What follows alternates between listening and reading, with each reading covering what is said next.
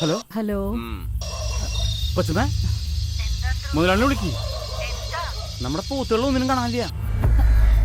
കാണാനില്ലേ? ആരാണ്ട് കട്ടുണ്ടോ തോന്നണേ. ഒറ്റണന്നേരം കാണാനില്ല. ദേ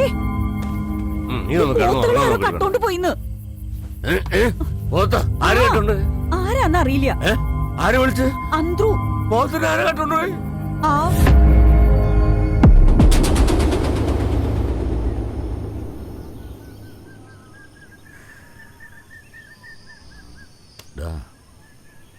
ആരാ ഇത് ചെയ്തതെന്ന് നിനക്ക് വല്ല ഊഹമുണ്ടോ? എനിക്ക് ആലോചിച്ചിട്ടൊരു പിടിയും കിട്ടണല്ലേ. രാത്രി 11 മണി വരെ ഞാനിവിടെ ഉണ്ടായിരുന്നു.